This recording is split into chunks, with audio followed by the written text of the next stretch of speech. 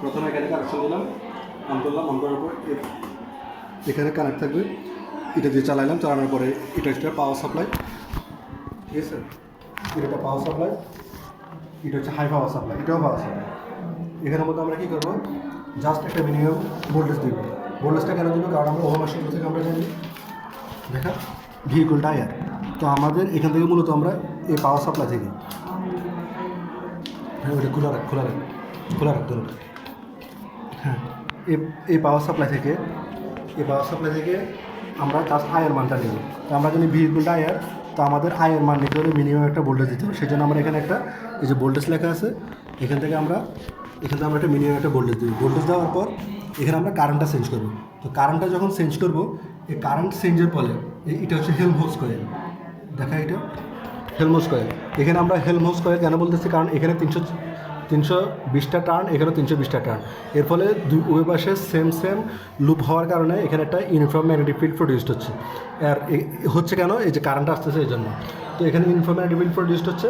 আর এখানে যে high power supply, এখানে আমরা এখান থেকে আমরা পটেনশিয়াল ডিফারেন্স অ্যাপ্লাই করবো।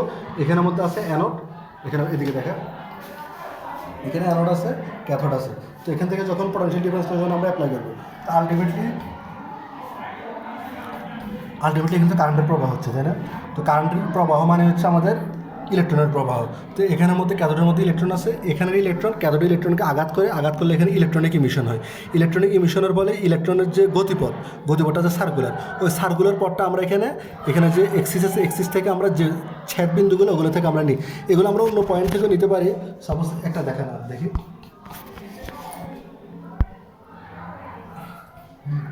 এই যে কারেন্টের ভ্যালু চেঞ্জ করে আমরা এখানে ছেদবিন্দুগুলো নিব। ছেদবিন্দুগুলো এর জন্য নিচ্ছি যাতে করে আমরা প্রবাবল ভ্যালু না পাই, যাতে এক্সাক্ট ভ্যালু পাই।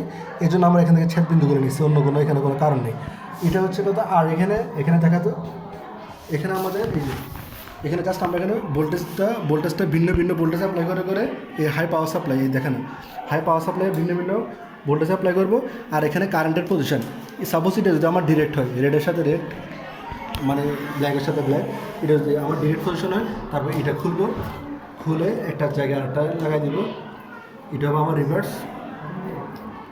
তো আমার রিভার্সের জন্য সেম এই যে ঠিক উল্টা দিকে কার্ভেচারটা পাবো, ইলেকট্রনের গতিপথ ট্রাজেক্টরিটা পাবো।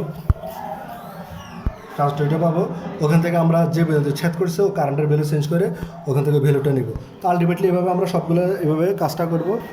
আর হচ্ছে এখানে যে ক্যালকুলেশন করে আমরা এখানে জাস্ট আয়ের মানটা লিখবো। আয়ের মান হচ্ছে যে এখানে যে কারেন্টের ভ্যালু আছে দুটোর অ্যাভারেজ নিয়ে ওইটা আয়ের মানটা এখানে লিখবো।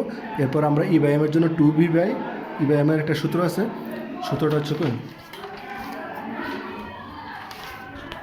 ইবাইএম সমান 2V/BR²। তো ভি এর মান এখান থেকে বসাবো, এই যে এগুলা। আর হচ্ছে যে BR হোল স্কোয়ার। তো এখানে হচ্ছে বি হচ্ছে এই বি থেকে ম্যাগনেটিক ফিল্ডের মান আসবে, এই যে ম্যাগনেটিক ফিল্ডের মান এখান থেকে আসবে। আর হচ্ছে আর মান হচ্ছে যে আমরা পাবো হচ্ছে এখান থেকে, এই যে আর মান x² + y² + 2y, ওই যে বিন্দুগুলো ছেদ করছে y এক্সিস বরাবর 1 আর এক্সিস বরাবর কত, এগুলোর জন্য আমরা ভ্যালু পাবো। আলটিমেটলি শেষ করে দেবো। তারপর একটু ছবিটা তুলে দেবো, পরে যদি আমাদের মাথায় আসে জাস্ট অ্যারেঞ্জমেন্টটা পুরোটা একবার ছবি তুলে রাখ সুন্দর করে, আস্তে আস্তে ভিডিও করে, পরে যদি আমরা আবার বেশ ক্লিয়ার করতে দেখতে পারবো এখানে। এটা করুন।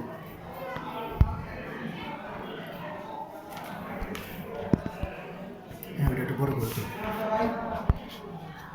অ্যারেঞ্জমেন্টটা তো এখানে নাকি অ্যানোড কোনটা ক্যাথোড কোনটা নাকি করেছে, টেস্ট কিছু করবো দেখা, এটা একটু ভালো করে তুলতে, অ্যানোড ক্যাথোডটা দেখতে ভালো করে দেখা যায় কিনা। হ্যাঁ, গুড, হ্যাঁ ওকে করে দেবে।